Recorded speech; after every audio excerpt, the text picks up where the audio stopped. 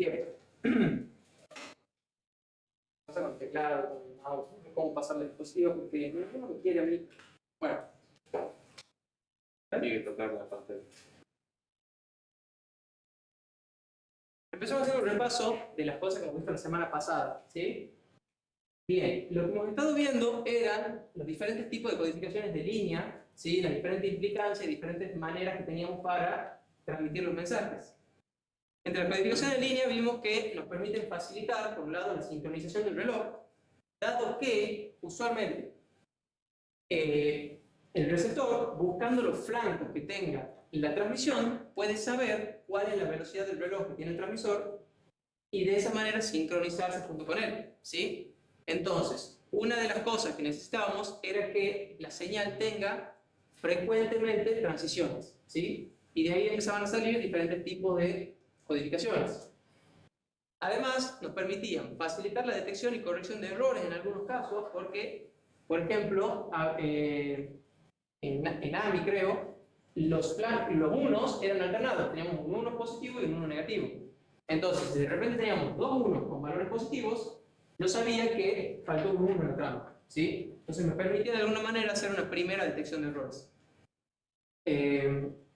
Y también nos permitía, en función de la codificación que utilicemos, eliminar las componentes de continua al balancear los niveles de tensión y haciendo que algunos símbolos sean diferenciables. Ok, ¿qué ventaja tenía este? Que por ejemplo, en Manchester D, yo podía invertir los cables y no había ningún problema. Como la detección se hace en función de los flancos, si los cables están invertidos, a mí no me importa si el flanco es ascendente o descendente, a mí me importa si hay presencia de flanco al principio o no del bit, ¿sí? El flanco en medio del bit siempre está. Ahora, si hay un flanco al principio o no, eso me determina si lo que recibí es un 1 o un 0. Por eso es que me permite, al invertir los cables, seguir recibiendo los datos, ¿sí? Las codificaciones en línea tienen como objetivo minimizar las distorsiones del mensaje que nos introduce el canal. Hemos visto que el canal es idealmente analógico, entonces nos introduce varias distorsiones que son indeseadas, ¿sí? ¿Cuál era la más grande que hemos mencionado? La principal distorsión. Que técnicamente podemos decir que no es una distorsión, pero sí es un impedimento del canal, que era la atenuación, ¿sí? La atenuación es una de las distorsiones que nos introduce el canal porque si yo me alejo de la fuente, que estoy transmitiendo por aire, por ejemplo, yo no recibo el mismo mensaje si estoy a la par que si estoy más lejos, ¿sí? El mensaje se distorsiona en función de la atenuación que el mensaje tuvo. Cae la relación señal-ruido, ¿sí? Y eso me perjudica en la recepción del mensaje. Además teníamos diferentes ruidos, ¿sí? Que tienen diferentes fuentes que nos pueden generar. Ahora, en la diapositiva que viene, vamos a ver diferentes tipos de ruidos, haciendo un repaso de lo que ya hemos visto en Fundamentos de Telecomunicaciones. ¿Qué tipo de codificaciones vimos? Vimos varias, entre las cuales tenemos NRZL, que era la más simple y conocida, era simplemente un valor de tensión positivo para el 1 y 0 voltios para el 0. ¿Qué problemas tenía? Que si yo tengo varios 1 seguidos o varios 0 seguidos, no tengo flancos. Por lo tanto, no puedo mantener la sincronización del transmisor y del receptor, ¿sí? Después teníamos NRZI, que simplemente cambiaba el nivel con los unos, ¿sí? No era muy distinto de NRZL respecto de las ventajas y desventajas. Luego teníamos RZ, que básicamente para los 0 mantenía un nivel de 0 voltios, y para los 1 tenía medio bit de tensión y medio bit de 0. ¿Sí? O sea, retornaba 0, de ahí el nombre que tiene RZ. ¿Sí? ¿Esto que nos permitía? Que los pulsos siempre tenían el mismo ancho. Entonces, si bien yo no aseguro que va a haber una cantidad de pulsos todo el tiempo, pero cada vez que me llega un pulso, yo sé que el pulso ese dura medio bit. Entonces ya por lo menos puedo sincronizarme.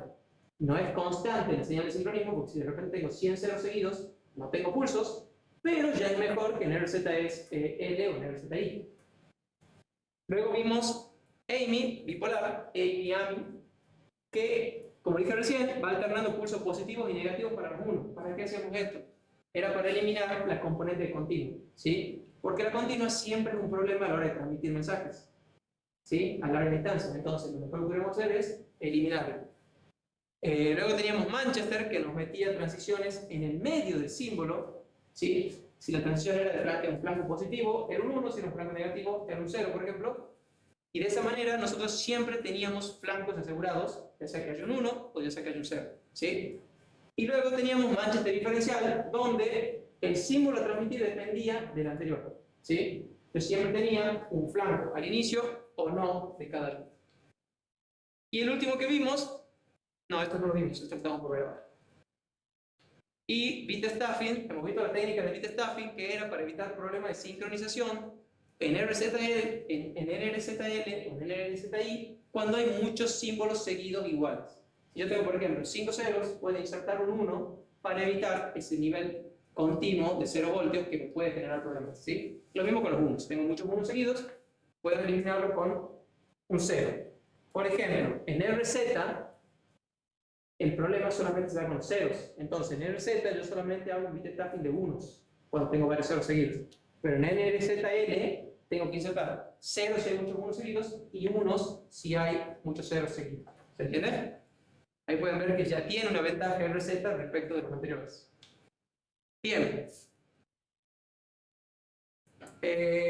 Vamos a ver las dos codificaciones que nos faltaron de la clase pasada, que son 8B10B y una un poquito más elaborada, que no recuerdo exactamente el número, para mencionarlo ahora, que era 128, 128B, 131.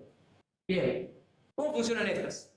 Estas codificaciones se utilizan mucho, de hecho 8B10B se utiliza en las comunicaciones DBI y HDMI, ¿sí? Que es la que usábamos hasta hace poco, antes que el cable se rompa, utilizábamos HDMI entre la computadora y el proyector.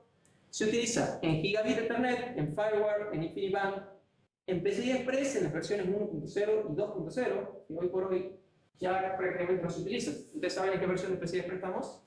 Las computadoras más modernas. 4 y 5. Ya hay computadoras con 5.0, ¿sí? Las últimas versiones de procesadores ya vienen con PCI Express 5.0, ¿sí? Todavía se utiliza mucho el 4.0 e incluso el 3.0 en algunos discos de estado sólido PCI Express. Se utiliza mucho todavía el 3.0, incluso en placas de video y diferentes periféricos. Se utiliza el puerto SATA, el USB 3.0 y el puerto Thunderbolt, ¿sí? ¿Cómo funciona 8B10B? Básicamente, mapea los datos de 8 bits, o sea, los valores de 8 bits, que sabemos que son 256 valores diferentes, los mapea en 10 bits. O sea, básicamente le agrega 2 bits, ¿sí? Y esto los divide de la siguiente manera. Los 5 bits menos significativos los representa con 6 bits. Y los 3 bits más significativos los representa con 4 bits, ¿sí? Podemos ver que 8 bits van a ocupar 10 bits de espacio, ¿sí? Posee algunos símbolos adicionales para control. ¿Por qué? Porque ahora, al tener 10 bits, yo no tengo solamente 256 posibilidades. Tengo 1024 posibilidades, ¿sí?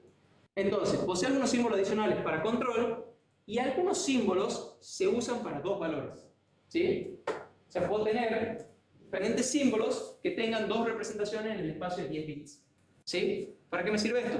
Por ejemplo, para evitar que si el último símbolo terminó con muchos ceros y el siguiente símbolo empieza con muchos ceros, yo no uso ese símbolo, sino que uso el alternativo, que es un sinónimo, por así decirlo, porque significa lo mismo, pero de esa manera elimino tener que utilizar el bit estable, ¿sí?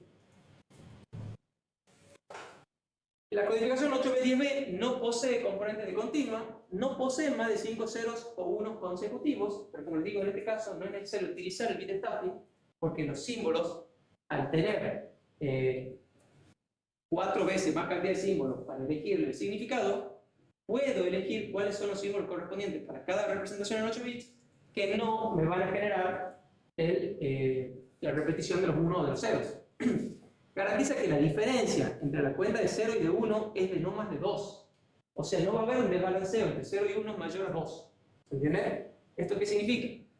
Que a la hora de detectar errores, yo puedo contar, y si de repente tengo que hay en un código 6 ceros y 2 unos, ese código seguramente me lleva con error, ¿sí? Porque yo no puedo tener, perdón, era de 10 bits, tengo 7 ceros y 3 unos, ¿sí? Hay 4 ceros más que la cantidad de unos.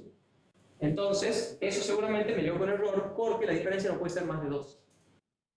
Disminuye considerablemente el ancho de banda necesario comparado con las codificaciones Manchester o similares, que poseen pulsos más chicos, pero todo esto es a costa de un precio, que es básicamente agregar un overhead del 20%. ¿Sí? ¿Por qué 20%? Bien, porque de 10 bits hay 2 bits que son el overhead, ¿sí? Esos 2 bits representan el 20% de la trama completa, ¿sí? Y después tenemos algunas variantes a 8B, 10B, que son, por ejemplo, 64B, 66B, utilizado en 10 gigabits de Ethernet. Disminuye el overhead, como pueden ver. En este caso agrego solamente 2 bits por cada 64 bits. En el caso anterior le agregaba 2 bits por cada 8. Acá estoy teniendo un overhead de aproximadamente 2,5%, mucho menor que el que tenía anteriormente. Creo que puede ser 2,5, no lo calculo exactamente. Tenemos otra alternativa que es 128B, 130B, que utilizaron PCI Express 3.0, 4.0 y 5.0, ¿sí? Y también tenemos 128, 132B, que es el utilizado en USB 3.1 y USB 4.0, perdón. Como verán, todas las normas que estamos viendo acá son las más nuevas, ¿sí? O sea, estas codificaciones se utilizan en todas las normas de comunicaciones actuales. USB 3.0, USB 4, hasta el día de hoy yo nunca usé USB 4. PCI Express 3.0, 4.0, 5 tampoco lo usé todavía. No sé si alguien tiene algo PCI Express 5.0, pero pueden ver que son las últimas normas y se utilizan este tipo de codificaciones. De nuevo, se basan en lo mismo que se basa 8B10B, pero con un overhead mucho menor, ¿sí? Al aumentar el tamaño requiere una lógica de sincronización más compleja, porque va a ser más difícil remapear los símbolos en los nuevos campos, asegurando que no haya la repetición de ceros o de unos, ¿sí? En resumen, ¿qué es lo que hemos visto en todo el tema este? Vimos un montón de codificaciones de líneas distintas, ¿sí? Desde RZL, que era el más común, hasta 128, 132B. Hemos visto los criterios de diferenciación para minimizar el cargo de transmisión y recepción, para facilitar la sincronización de los relojes. Normalmente lo realizábamos codificando los bits para transiciones a mitad del símbolo, como lo hacía RZ, como lo hacía AMI, como lo hacía Manchester, e impidiendo cadenas largas sin variaciones de estado. Esto lo resolvíamos realizando el bit estado, ¿sí? Además, permitía facilitar la detección y la corrección de errores en algunos casos, forzando ciertas transiciones, como lo hacía AMI en decir que el 1 tiene que ser un 1 positivo y un 1 negativo alternadamente, o agregando algunos símbolos, como lo hace 8B10B, para poder realizar una primera detección de errores. Además, buscábamos eliminar los niveles continuos para balancear los niveles de tensión y haciendo que los símbolos sean diferenciales para poder ser independientes de cómo uno conecta el cable. Que por ejemplo lo que hace USB-C. Ustedes vieron que USB-C lo conecto así o lo conecto así, funciona igual, ¿sí? Algunos conectores por supuesto son redundantes, por eso puedo invertirlos, pero los otros no todos son redundantes, sino que simplemente son líneas balanceadas, entonces no importa cómo los conecte, van a seguir funcionando. ¿Sí? Si todos los conectores fueran redundantes, debería tener 70 conectores adentro, ¿sí? Y eso lo hace más frágil, más difícil de implementar, más difícil de soldar y muchas contras que tiene. Entonces, la mayoría de los conectores no es que son redundantes. ¿Entienden a lo que me refiero con redundantes, verdad? O sea, yo me diría, bueno, tiene el positivo acá y el negativo acá, y también tiene un positivo acá y un negativo acá. Entonces, si lo doy vuelta, o me conecto con este o me conecto con este. Bueno, no siempre, no todos los cables son así, sino que acá tiene uno de las líneas de comunicación y acá tiene el otro. Si lo conecto de una forma o de la otra, no importa, lo estoy invirtiendo. Pero como la comunicación utiliza Manchester D, que es indistinto, o una línea balanceada, que es indistinto cómo lo conecto, sigue funcionando aún cuando lo conecto al revés. ¿Se entiende? Las líneas de inversión, por supuesto, sí son redundantes, porque necesito el positivo y el negativo y no los puedo invertir. De eso estamos de acuerdo, ¿verdad? Pero las líneas de datos son balanceadas para poder invertir y no tener ese problema. ¿Se preguntan cómo funcionaba USB-C? O por lo menos por qué yo podía dar vuelta el cablecito. Bueno, por ello.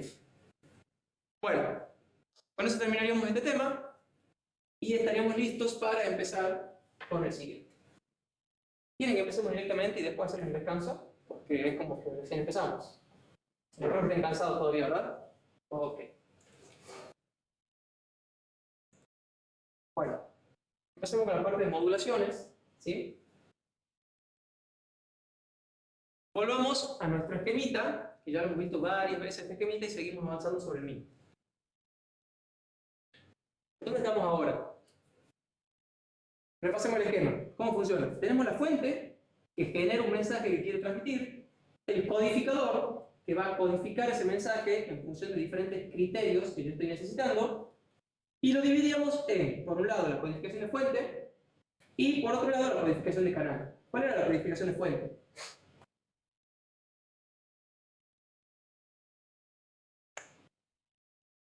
¿Se acuerdan? ¿Cuál era el objetivo de la codificación de fuente? Por un lado, la codificación de fuente buscaba comprimir el dato, ¿sí?, para poder enviar la menor cantidad de datos posibles. ¿Y la codificación de canal? Agregaba datos, ¿sí? O sea, se peleaba con la otra que quería achicar el mensaje, bueno, esta lo agrandaba el mensaje. ¿Pero para qué lo agrandaba? Le brindaba redundancia al canal, porque esa redundancia me permite detectar y en algunos casos corregir errores en función de la codificación que utilice. ¿Verdad? Bien, ¿se acuerdan más de lo que pensaba? Buenísimo. Una vez codificado el mensaje pasaba al canal, ¿sí? El canal lo podemos segmentar en la parte de la modulación, ¿sí? Luego tenemos el canal real, que es quien sufre los efectos del ruido, ¿sí? Y luego el demodulador. El demodulador tiene que hacer el trabajo opuesto al modulador. Y luego tenemos el decodificador, que va a hacer el trabajo opuesto al codificador.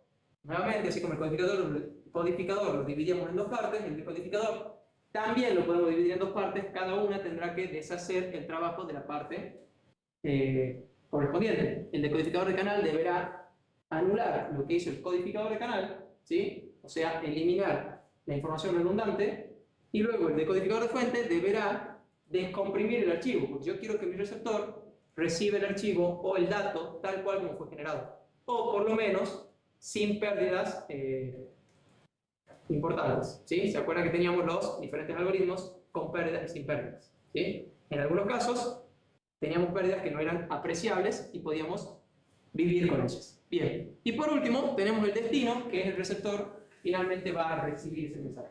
¿Sí? Bien.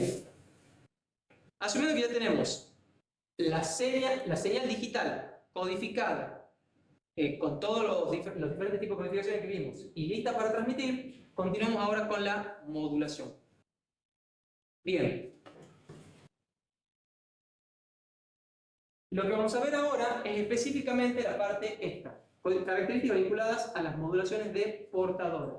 Ya tenemos nuestra señal, ya tenemos los diferentes valores de tensión que tiene nuestra señal, depende de la codificación que hayamos utilizado, y ahora quiero alterar una portadora, ¿sí? O sea, modularla. ¿Para qué lo modulamos? Ya lo vimos en FTESO, y al modular yo puedo transmitir a mayores distancias de una manera más eficiente, ¿sí? Si yo transmito en banda base, no puedo transmitir, por ejemplo, por radiofrecuencia, ¿sí? Además de que nos permite multiplexar. Bien, lo que vamos a ver ahora son más que nada varias definiciones y terminologías de toda la parte de modulaciones.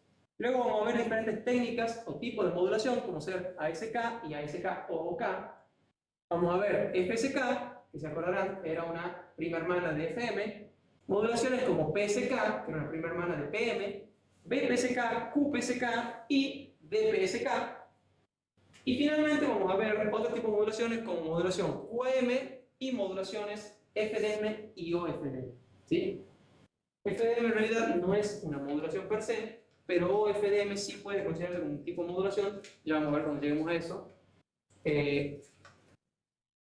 Prefiero no darle un puntapié ahora todavía. Bien. Repaso. Vamos bien atrás. Señal analógica, una señal continua. Era una señal que variaba suavemente en función del tiempo, ¿sí? Entonces, para un tiempo inmediatamente siguiente, yo tengo un valor distinto. Si la señal está creciendo, por ejemplo, no importa qué tan pequeño sea el delta de t, la variación del tiempo, yo siempre voy a tener una variación en la tensión, ¿sí? Yo no tengo un valor de tensión continuo en función del tiempo, no tengo saltos discretos. La señal siempre presenta cambios continuos. ¿Se entiende? ¿Entienden lo que estoy hablando, verdad? Y por otro lado tenemos la señal discreta que se mantiene constante a un intervalo de tiempo y luego cambia abruptamente o discretamente a otro valor constante. Es lo que vimos siempre como una señal cuadrada o un bit, ¿sí? Que pasa de 0 a 1 en un determinado tiempo de clock, ¿sí? Ese cambio de un valor al otro es inmediato, técnicamente, ¿sí? O debería ser inmediato, idealmente, ¿sí? Sabemos que no, pero idealmente debería ser inmediato y pasa directamente del 0 al 1 sin pasar por los valores intermedios. Yo no debería poder encontrar un nivel de tensión intermedio entre los valores de 0 y 1. La señal periódica es una señal que siempre repite un patrón a lo largo del tiempo. Ejemplo de señal periódica. Una senoidal. ¿Sí? Una señal senoidal es periódica. Todos los ciclos de senoidal son iguales al anterior. ¿Verdad? Estoy grabando bien, ¿verdad? Sí, estoy grabando la diapositiva. Muy tarde me acordé de esto. Pero capaz que estoy grabando el pizarrón como ya me pasó y ni lo prendí el pizarrón. Ok. Y por otro lado tenemos señales no periódicas, que son señales que no repiten un patrón a lo largo del tiempo. ¿Algún ejemplo? Pulso. Un pulso o un impulso, sería una señal no periódica. ¿Se acuerdan del impulso? Amplitud infinita en tiempo infinitesimalmente pequeño. Bueno, esa es una señal no periódica, porque no se repite. Cualquier señal de datos que te transmitan es no periódica, ¿sí? O sea, si yo me concentro en ver un bit, sí, puedo decir que es periódico, pasa de 1 a 0 y después volverá a 1 y después volverá a 0, pero esa secuencia 1 0 no se repite constantemente. No es una señal cuadrada. Y si yo quiero transmitir una señal cuadrada, no tiene sentido transmitirla. Ya saben eso, ¿verdad? Si el espectador o el receptor ya sabe lo que le voy a enviar, ¿para qué se lo transmite? Que lo genere el solo, ¿sí? Entonces, cualquier dato que yo quiero transmitir, por lo general, es del tipo no periódico. ¿Sí? La señal que yo voy a generar, que le quiero transmitir al receptor, suele tener la naturaleza de ser una señal no periódica. Señales continuas y discretas. Ejemplo, una señal continua, fíjense que esta señal tiene variaciones continuas en función del tiempo, por lo tanto no tiene saltos abruptos, si bien tiene saltos con mayor pendientes que otros, ¿sí? Pero no tiene saltos abruptos, o sea, no tiene cambios de tensión o de amplitud en t igual a 0. ¿Sí?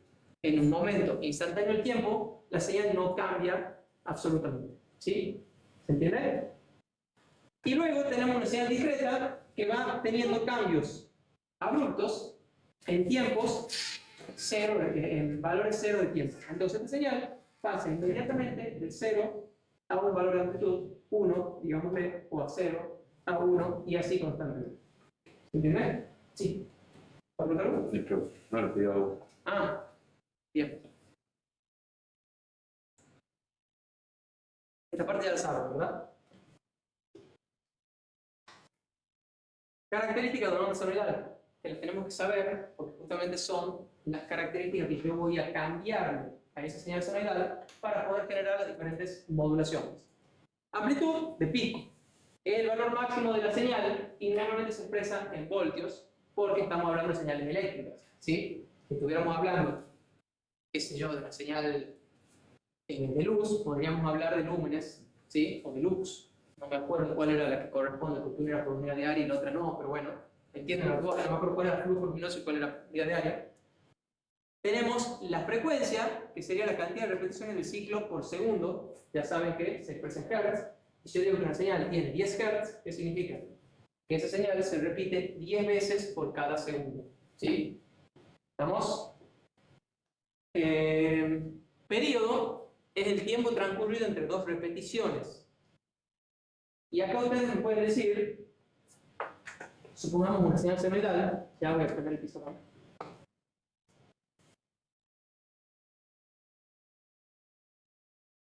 Me pueden decir que si este es el valor, entonces el periodo debería ser este, porque aquí se repitió el valor, ¿verdad? En realidad no, ¿por qué? ¿Cómo hago para hacer la pizarra? Ya no me acuerdo. El pizarro difícil. Pizarrón. No, ahí tiene que buscar el pizarro. Interactuar. Vamos por partes. Vamos a pausar todo esto, ¿verdad? Bueno, está proyector, logotipo, origen de color, cámara, pizarrón. Ah, cámara, pizarrón dice. Ahí interactuar. Yo buscaba pizarra, tengo mentido. Perdón.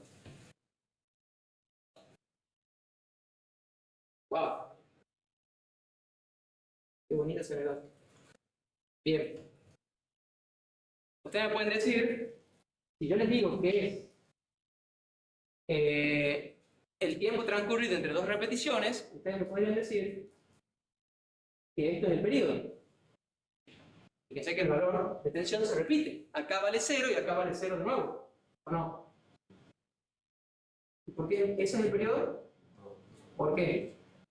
Porque la pendiente que está teniendo la señal no es la misma. En este caso está subiendo, tiene una pendiente positiva, y en este caso está descendiendo, tiene una pendiente negativa. Lo podríamos definir con la derivada y bla, bla, bla, pero lo vamos a utilizar intuitivamente nomás. Y decimos, bueno, sabemos que ese es el periodo real de mi señal, ¿sí? Ese es el tiempo que le toma a la señal repetirse. ¿Y cuánto vale el periodo? El periodo TS vale 1 sobre la frecuencia, ¿sí? Como la frecuencia se mide en Hertz, que los Hertz son 1 sobre segundo, 1 sobre 1 sobre segundo, el periodo está expresado en segundos, ¿sí? ¿Estamos? Una señal de 1 megahertz, ¿qué periodo tendría? ¿Ah? ¿Qué? 1 millón de segundos, o sea, una señal de 1 megahertz. 1 millón. Bueno, ¿cuántas? Micro. 1 microsegundo, o sea, lo que puse fácil. Y a la 6 y a la menos 6, saben que 1 por a la menos 6 es micro. ¿Sí? Es para que tengan esa agilidad. Saben que una señal de 1K demora 1 milisegundo. Una de 1 mega demora 1 microsegundo. Una de 1 gigahertz, 1 nanosegundo. ¿Sí? Ya no sé cuál sí. Tera. 1 terahertz sería 1 picosegundo. ¿Sí? ¿Estamos? Bien. ¿Ponemos proyector? Diapositivas. Bien. Y por último teníamos la fase. Que la fase era la posición relativa de la señal dentro de un periodo. ¿Sí? Estos 4 parámetros que tenemos de una onda senoidal nos darían, en principio, 3 tipos de modulaciones. ¿Por qué? ¿Por qué 3 y no 4? Porque la frecuencia y el periodo son inversas entre sí, ¿sí? Son la misma característica, pero una es inversa de la otra. Entonces podemos tener modulaciones que modifiquen la amplitud de la señal portadora, modulaciones que modifiquen la frecuencia o periodo, y periodo en realidad, porque son uno consecuencia del otro, de la señal portadora, o modulaciones que modifiquen la fase de mi señal portadora. ¿Sí? ¿Saben qué es la fase, verdad? ¿Sí? Es la diferencia que tiene una señal respecto de la otra. Si yo tengo dos señales senoidales y una está corrida respecto de la otra, estas dos señales tienen una diferencia de fase entre sí. ¿Sí? Esas dos señales senoidales presentan una diferencia de fase, ¿sí? Que yo puedo cuantificarla o puedo utilizarla a esa diferencia de fase para generar mi señal modulada. ¿Sí? Puedo hacer que mi señal modifique su fase en función de una tensión, por ejemplo, para generar una modulación en fase. ¿Se entiende? ¿Sí? ¿Vamos bien? Bueno, no, tengo que cerrar la voz, pasar acá y ahí puedo avanzar de nuevo. Sí, bien. Ejemplo de ondas senoidales variables. Tenemos, por ejemplo, una onda senoidal con una amplitud de 1 y una frecuencia de 1 y una fase igual a 0. Fíjense que esto es una onda senoidal, es una señal seno, una coseno. Entonces, empieza en 0, por lo tanto la fase vale 0. Su valor máximo es 1, su valor de pico es 1, por lo tanto su amplitud es 1. Sí, me tengo que poner un poquito de pie para llegar a 1, no se rían. Y su frecuencia es 1, porque yo tengo 1 de tiempo para un ciclo completo. ¿Sí? 1 sobre 1 me daría frecuencia igual a 1. ¿Sí? En este caso, tenemos otra señal con la misma fase que la primera, con una amplitud igual a la mitad de la primera. Fíjense que la amplitud en este caso es 0,5. Acá ya llego, miren. Y con el cálculo más todavía. Y la frecuencia sigue manteniéndose una frecuencia de 1 porque tengo una unidad de tiempo para un ciclo. ¿Sí? En este caso, yo tengo 2 ciclos completos por cada unidad de tiempo. O sea que tengo 2 ciclos por segundo. Eso, por definición, quiere decir que la frecuencia es de 2 Hz. ¿Sí? La fase sigue siendo 0 porque empieza en el origen, como toda buena señal senoidal que se aprecia. Y su amplitud, en este caso de nuevo, vale 1. Y acá tenemos un cuarto caso donde, para empezar, la señal senoidal no empieza en 0, ¿sí? Empieza un poco más adelantada.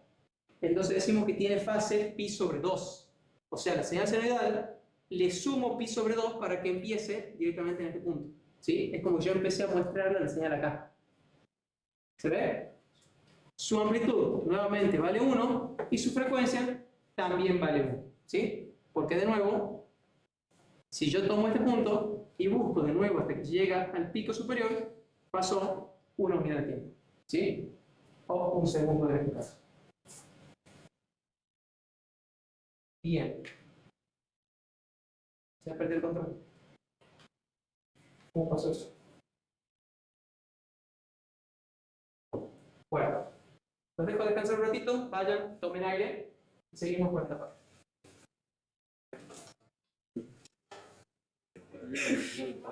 Bueno, sigamos. Estamos viendo algunos ejemplos de ondas senoidales. Y, por supuesto, bueno.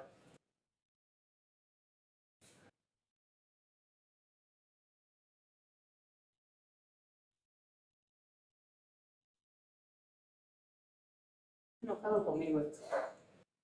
Ok.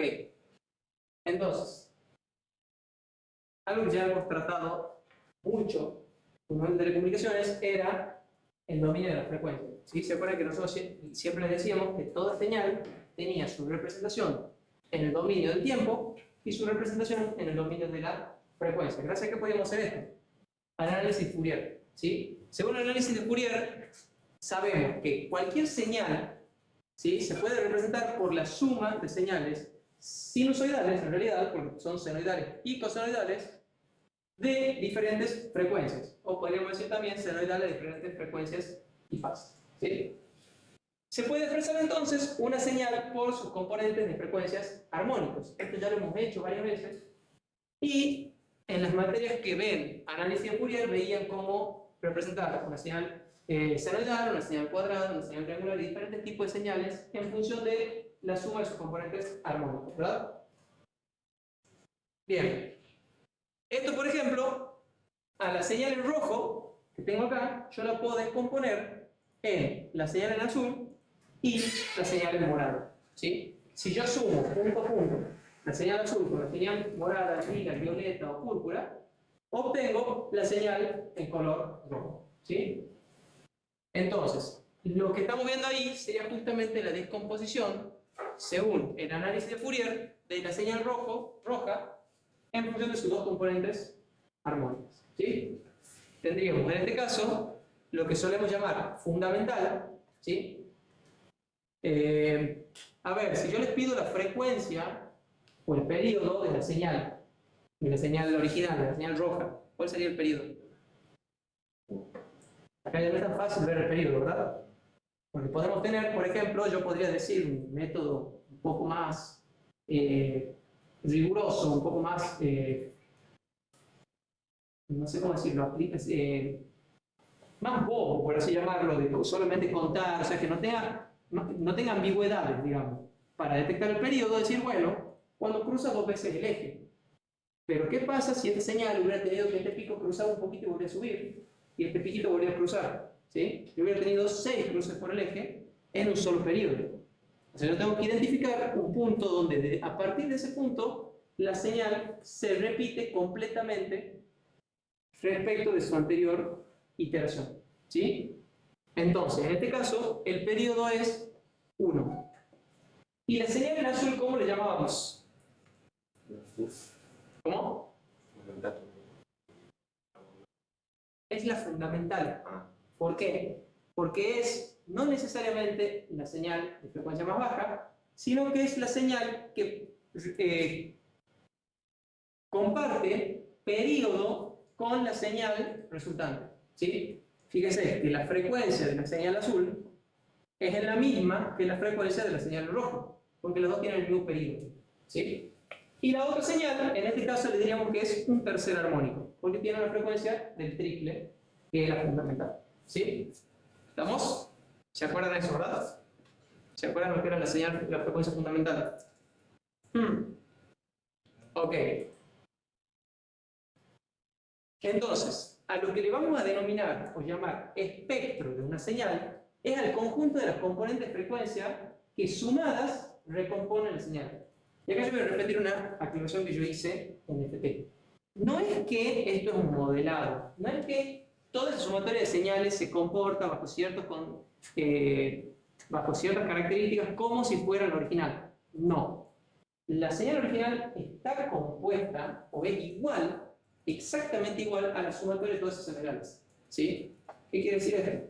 Que yo, ¿cuál sería la diferencia entre decir que es un modelo o que es efectivamente la sumatoria de las señales? Que si yo aquí pusiera un filtro al doble de frecuencia de la señal azul, un filtro perfecto, deja pasar todo desde ahí para abajo y no deja pasar nada de ahí para arriba, a la señal en rojo la filtro con ese filtro y obtengo exactamente la señal en azul. Porque la elimino a la componente morada. Entonces, al eliminar esta componente, la sumatoria de esta señal azul con nada me va a dar la señal azul. ¿Se entiende? O sea que la descomposición en espectro, gracias a la transforma Fourier, es algo que efectivamente se puede hacer y la señal se comporta exactamente como las sumatorias sonorales. Si bien no lo hemos armado haciendo las sumatorias sonorales, pero esas componentes están en la señal, ¿sí? Y yo puedo trabajar con ellas. Por eso es que una señal cuadrada yo puedo eliminarle los armónicos superiores y a partir de una cuadrada, por ejemplo, recuperar una senoidal. ¿Sí? De hecho, esta señal que está en rojo es una cuadrada a la cual le eliminé a partir del tercer armónico todos los demás. ¿Sí? Si yo una cuadrada la filtro con un filtro perfecto a la frecuencia del tercer armónico, solamente me quedo con la fundamental del tercero, me quedaría exactamente esa señal en rojo. ¿Sí? Bien. Las señales periódicas tienen algunos de los teoremas o de los... Sí, teoremas creo que eran del transformador de Fourier, es que toda señal periódica tiene espectros discretos, ¿sí? Y toda señal no periódica, o sea que tiene saltos abruptos, tiene espectros continuos. Esto no en transformada de Fourier, sino cuando veíamos... No sé, en transformada de Fourier, no en serie de Fourier, sino en transformada de Fourier, la señal que no son periódicas, o sea que tienen saltos abruptos, tienen espectros continuos, ¿sí? O sea, no tienen algunas componentes salteadas, sino que poseen ya un espectro de frecuencia que es continuo, posee absolutamente todas las señales. Ya no representamos el espectro como varios palitos, o varios chupetines, como lo hacíamos en el simulador, sino directamente como una señal continua, ¿sí? Bien. Seguimos con definiciones. Ancho de banda. ¿Qué era el ancho de banda de una señal? Se le llamamos, ¿cómo? Frecuencia más alta, menos la frecuencia más baja. Bien, esa forma matemática de calcularlo como un valor, pero el ancho de banda le llamamos a el valor de frecuencia o los valores de frecuencia que ocupa mi señal, ¿sí? Normalmente lo dibujábamos como una campana, ¿sí? Decíamos, bueno, mi señal ocupa este ancho de banda. Y, dado que el ancho de banda lo queremos definir como un valor numérico, es decir, esta señal de FM tiene un ancho de banda de 200 kHz, ¿cómo lo calcularíamos? Como la frecuencia límite superior menos el límite inferior, ¿sí? O sea, sería la diferencia entre la mayor y la menor componente de frecuencia que posee ese espectro de mi señal. En el caso de una señal cuadrada, ¿cuál sería el ancho de banda? Infinito. ¿Por qué? Porque la señal cuadrada tiene infinita cantidad de componentes. Entonces, la última frecuencia, en la cual está el último componente, es infinito. ¿Sí? Es frecuencia infinito. Es infinito menos 0, o menos la frecuencia cualquiera en la que empieza la fundamental, es infinito. ¿Sí? Y le denominamos ancho de banda efectivo, esta es una definición nueva, o simplemente ancho de banda, porque es el que nosotros utilizamos desde el punto de vista ingenieril, ya no algo rigurosamente matemático, sino más desde el punto de vista de ingeniería y de lo que quiero transmitir, a la porción del espectro que posee la mayor parte de la energía de la señal. ¿Se acuerdan? En FM estaba la regla de Carson, y nosotros decíamos que queríamos transmitir el 90% de la potencia de la señal, ¿sí? ¿Se acuerdan? O teníamos otro criterio que era tomar el MF, el número de bandas como el MF más 1. ¿Se acuerdan de esos dos criterios? Bueno, esos dos criterios aseguraban que nosotros transmitíamos por lo menos el 90-95% de la potencia de la señal, ¿sí? Entonces, esos criterios nos permiten definir no el ancho de banda absoluto, digamos, o real de la señal, sino efectivamente un ancho de banda efectivo, valga la redundancia, ¿sí? Donde yo aseguro transmitir la mayor parte de la potencia de la señal.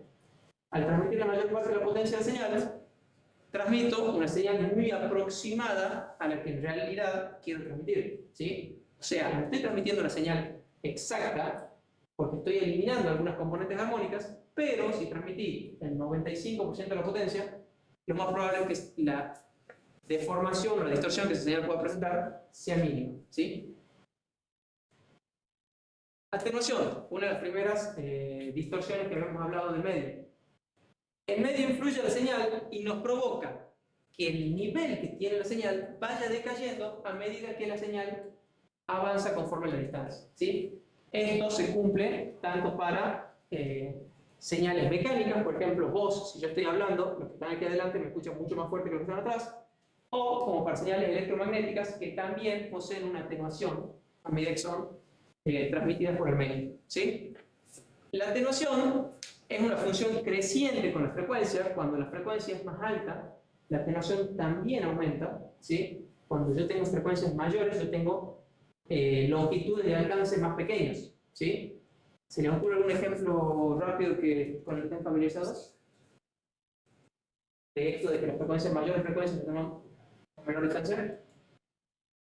¿Qué pasa con papá? La banda 5 gigas alcanza menos de 2,4. ¿Sí? ¿Les pasó? La banda de 5 GHz tiene mucho menor alcance que la banda de 2,4, ¿sí? Ahora, si pasa en algunos casos que la banda de 2,4, si tengo mucha interferencia porque estoy en un edificio, todo el mundo usa 2,4 y el 2,4 tiene menos canales. Entonces, cuando me empiezo a alejar del módem, no por una cuestión de distancia, de alcance, sino por una cuestión de interferencia, me quedo sin velocidad, la velocidad cae mucho. En cambio, la banda de 5 mantiene la velocidad, ¿sí? No todo el mundo utiliza todavía los 5 gigas, y si bien los modems lo emiten, pero no todo el mundo se conecta en 5 gigas, justamente porque puede ser la cuestión de alcance, entonces no hay tanto tráfico, no hay tanta interferencia, y funciona mucho más rápido, ¿sí? Además de que por naturaleza ya funciona más rápido el 5 gigas, y hay mayores tasas de transferencia, pero funciona mejor justamente porque tiene menos interferencia.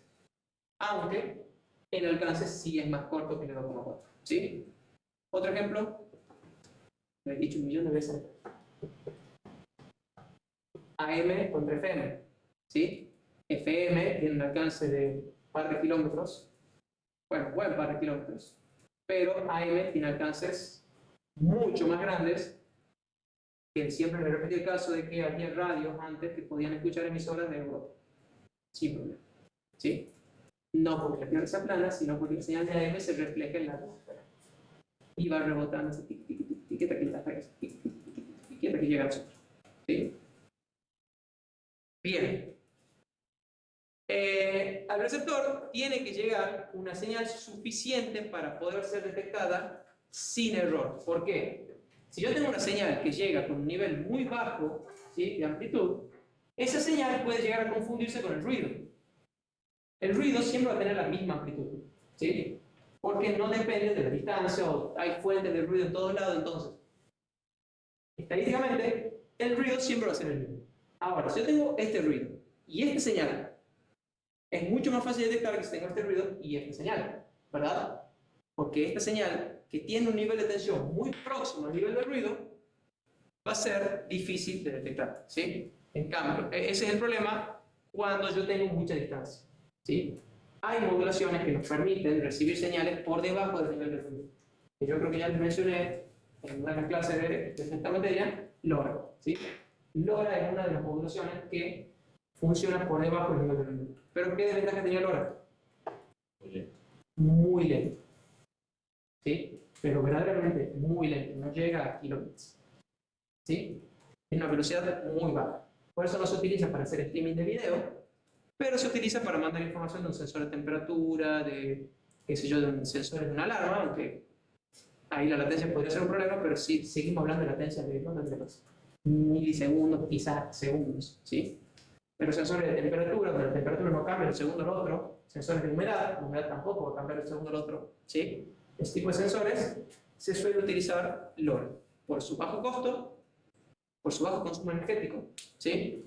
Yo a un sensor le pongo una pilita, una CR2032 de placa madre, y funciona 10 años. Y cada 10 años voy y le cambio la pila. ¿Sí? No voy a cambiar más de 5 o 6 pilas y ya va a venir otro a cambiar la pila. Bueno, distorsión del retardo. Esta no la vimos y básicamente se debe a que la velocidad con la que se propaga una señal en un determinado medio depende de la frecuencia. O sea,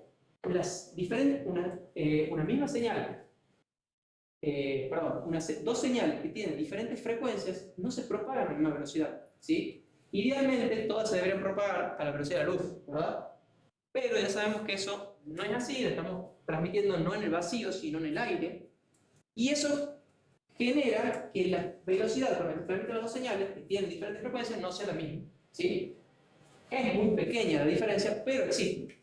Entonces, para una señal limitada en banda, la velocidad tiende a ser mayor en la frecuencia central. La frecuencia en la cual, la frecuencia central de mi señal es la que tiene mayor velocidad. Y esto genera que la señal sufra una distorsión por el cambio relativo que tienen las fases en los armónicos, ¿sí? Como no se transmiten a la misma velocidad, el receptor puede llegar a recibir fases relativas entre los diferentes armónicos distintas a las fases relativas que tuvo quien las generó, ¿sí? Esto según la modulación puede o no generar algunos problemas, ¿sí? Y entremos con el tema de ruido. En FT vimos ya algunos tipos de ruidos, sobre todo el ruido térmico o ruido blanco, que era el ruido que se generaba debido a diferentes componentes, ya sea pasivos o activos, ¿sí? Se debía a la agitación de los electrones y tiene una distribución uniforme, o sea que ocupa todas las frecuencias del ancho de banda, ¿sí? De ahí su nombre de blanco. ¿Qué componentes de la luz ocupa la luz blanca? Saben que la luz se descompone en 3 componentes, ¿verdad? Rojo, verde y azul, RGB. ¿Cuáles tengo que sumar para hacer el blanco? Todas. O sea, la luz blanca es la que tiene todas las componentes de color. Bueno, el ruido blanco es el que tiene todas las frecuencias de ruido, básicamente. ¿Entienden? Por eso se llama el ruido blanco. También tenemos distorsión por intermodulación, que es debido a los comportamientos no lineales en el transmisor o en el receptor, a los diferentes elementos activos, y que son justamente las distorsiones o los ruidos de armónicos, ¿sí? Yo transmitía una senoidal y me aparecen 3 senoidales, ¿sí? Yo transmitía una senoidal de 1 MHz y tengo una de 1 MHz, una de 2 MHz y una de 3 MHz, ¿sí? La de 2 y la de 3 MHz son ruido o son distorsión, ¿sí? Y son efectos no deseados. Entonces, debo tratarlos para poder tratar de eliminarlos o de disminuirlos en las comunicaciones. Luego tenemos la diafonía, que se produce debido al acoplamiento inductivo y o capacitivo en las líneas de transmisión, ¿sí? Y tenemos, por último, los ruidos impulsivos, que se produce, entre otras razones, por perturbaciones electromagnéticas externas, ¿sí? O sea, por diferentes fuentes electromagnéticas, como por ejemplo, ahora ya no, pero antes sabían que teníamos balastos por todos lados y que generaban un ruido de 50 Hz en todos lados, ¿sí? Y eso generaba varias veces problemas en comunicaciones. Cuando tenían que trabajar para hacer el proyecto final de electrónica 3, muchas veces se les complicaba porque había un ruido de 50 Hz en todos lados. Y aunque no usaba una pila para alimentar su circuito, o sea que no había 50 Hz, no había replay, no había nada, el circuito tenía una componente de 50 Hz que se inducía por los ruidos electromagnéticos de los parámetros, ¿sí? Su circuito tenía antenas por todos lados y bueno, alguna captaba los 50 Hz y tenía un ruido de 50 Hz presente en su circuito, ¿sí?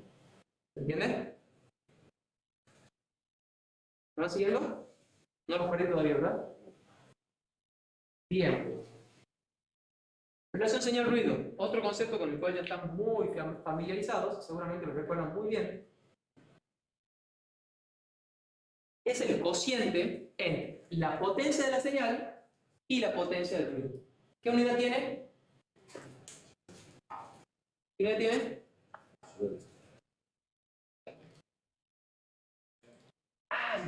No te puedo decir que no, pero tampoco es exactamente la respuesta que esperaba. Vatio sobre vatio es adimensional.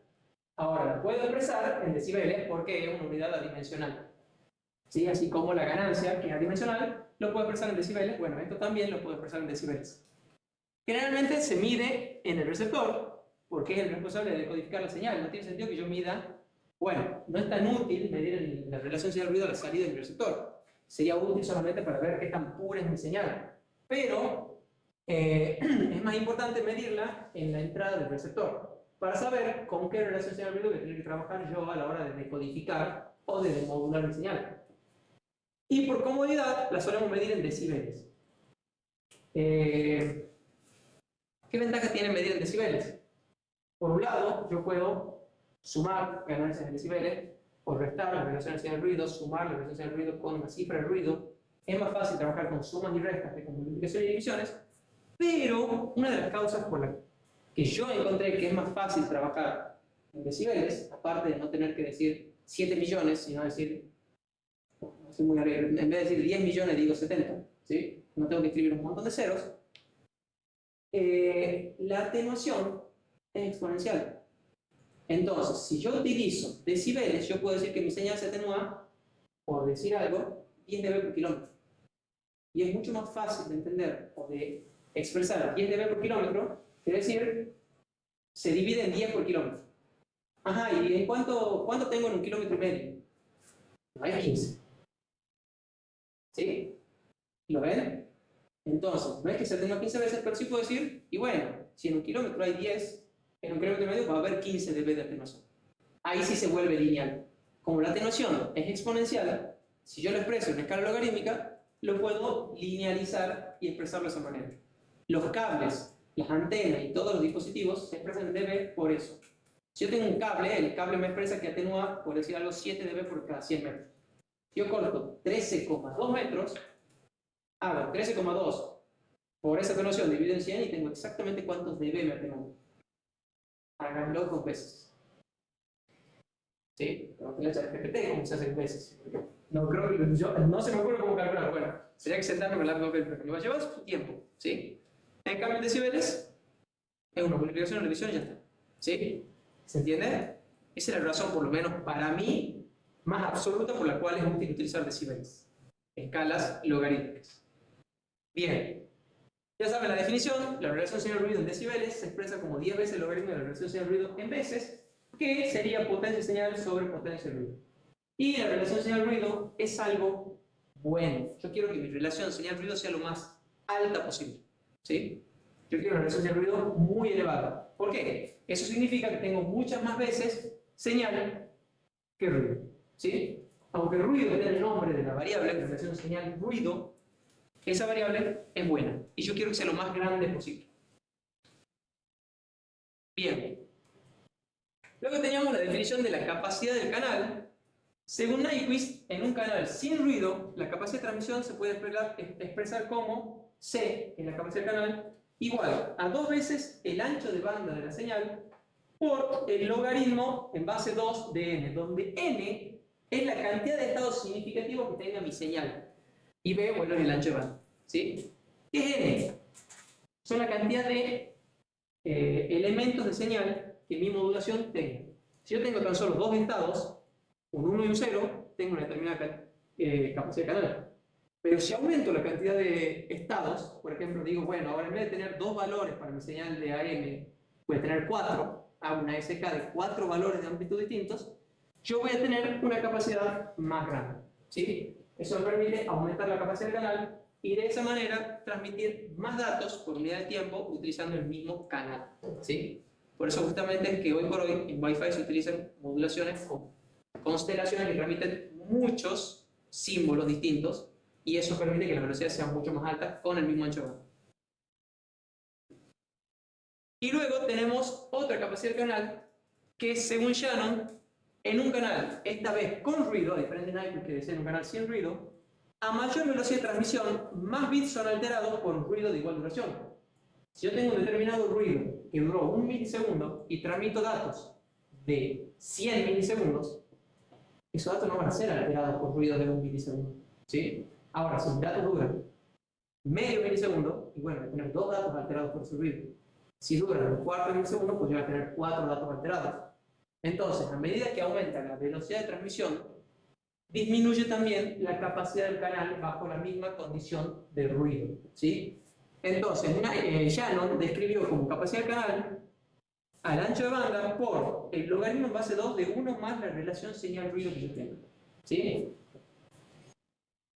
Entonces, B es el ancho de banda y SNR es la relación señal-ruido. ¿Sí? Expresada en veces. Está expresada en dB. Fíjense que cuando está expresada en dB, le ponemos el simbolito dB aquí abajo. ¿Sí?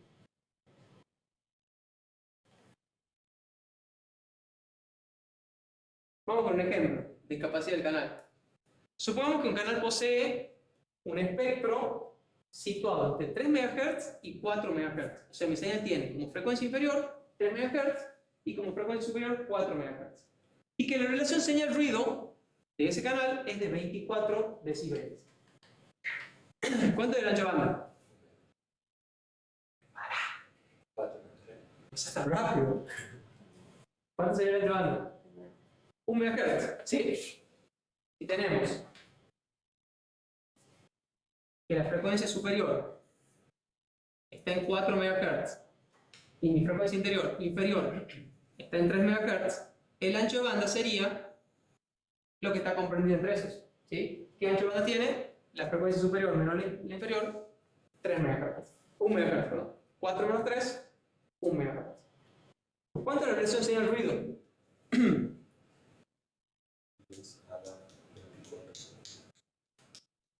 ¿Cuánto sería? ¿Se acuerdan las reglitas de decibeles?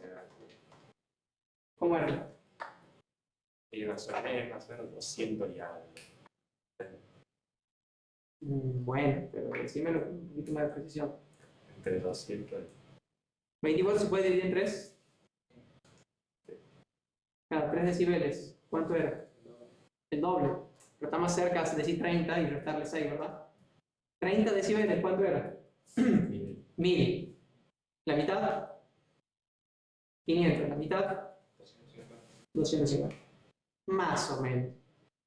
¿Llevas calculador? Sí. ¿Cuánto da? 251. No está tan errado ese criterio, ¿sí? ¿Cómo hemos hecho? Hemos dicho que 30 dB era 1000 veces, ¿verdad? Cada vez que yo le sumo 3 dB, esto es el doble. Entonces, 33 dB. Voy a activar el pizarrón, ¿verdad? ¿Estamos saltando el pizarrón? Tan. ¿Estás metiendo? Pizarrón. Cada vez que le sumo 3 decibeles, esto se multiplica por 2. E igualmente, cada vez que le resto 3 decibeles, esto se divide en 2.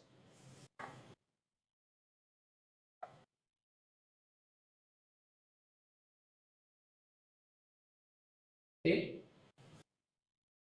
Esas eran las reglitas que habíamos visto que nos servían para calcular, convertir rápidamente un valor en decibeles a un valor en veces.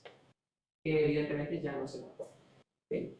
¿Pero qué significa? Que la potencia de la señal es 250 veces más grande que la potencia de la señal. Espero que esté bien. 250. ¿Sí? Si teníamos que la relación señal-ruido en dB era 10 logaritmos de esto en base 10, despejamos y nos quedaría que la relación señal-ruido en veces es 10 elevado a la 24 sobre 10. ¿Sí? Este 10 tiene que entrar dentro del logaritmo. ¿Sí? Como una multiplicación. A ver. No, perdón. Este 10 pasaría dividiendo para acá. Y de ahí el logaritmo pasaría como 10 elevado a la. ¿Sí? Entonces me queda 10 elevado a la 2,4 igual a 251. O este método se lo prefiere. Obviamente mi experiencia dice que no lo prefiere. ¿Cuánto sería la capacidad máxima del canal según Shannon? ¿Se acuerdan la ecuación? Pues lo haré en base a los 2 de 1 más. La capacidad del canal según Shannon era el ancho de banda B por el logaritmo en base 2, que creo que hice ese logaritmo. No culpa de la cámara. Estaba bien hecho, pero lo tomó mal. El logaritmo en base 2 de 1 menos la relación señal-ruido. ¿Cómo? 28,8. Más. Aproximadamente igual 8 MHz. ¿Sí? Más. Perdón, más. Gracias. ¿Sí? Entonces tenemos que la capacidad del canal, según la ecuación de Llano, es aproximadamente de 8 MHz. ¿Sí? Perdón, 8 megabits por segundo, no 8 MHz. Esto me da la capacidad del canal en bits por segundo. ¿Sí? ¿Qué quiere decir? Que para ese canal, con ese determinado ancho banda, bajo esa condición de relación señal-ruido, yo puedo llegar a transmitir idealmente hasta 8 megabits por segundo. ¿Sí? Obviamente no quiere decir que es seguro que pueda transmitir 8 megabits por segundo, pero sería un caso ideal. Yo debería poder llegar idealmente hasta los 8 megabits por segundo. De ahí para abajo, por supuesto. ¿Cuántos niveles de señalización se necesitan para alcanzar esa capacidad máxima? Igualar 6 en el... Habría que igualar C con la ecuación de Nyquist y ver cuánto vale el N, ¿verdad? ¿Cómo lo haríamos? Sería 8 mega es igual a ¿Cuánto vale el C de Nyquist? 2 por el ancho de banda por logaritmo en base 2 de 2 es el ancho de banda por el logaritmo en base 2 de N. Lo que queremos despejar de acá es N, ¿verdad? N va a ser igual a 8 dividido en 2, 4 MHz, 4 megabits por segundo sobre el ancho de banda. Que 1 mega. 1 mega. Sí. Bueno, queda 4 entonces. Sí, 4. No, o sea, N base 2 de 4. Perdón. N2. En el N logaritmo en igual base a 2 2 a de la 4. 4. ¿Así es? No. N igual al logaritmo en base 2 de 4. Claro. O sea, N igual a 2.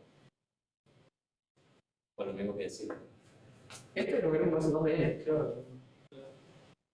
Es verdad. Entonces, el logaritmo en base 2 de N va a ser igual a 4.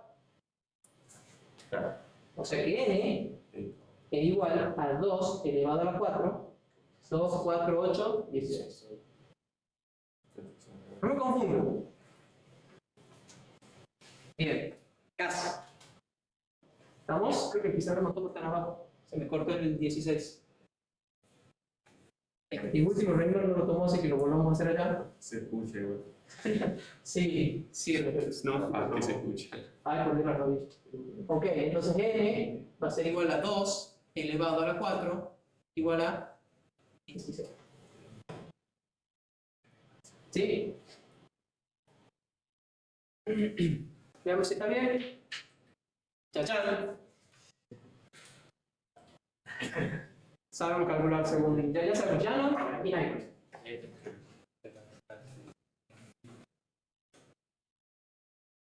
Bien. ¿Dudas?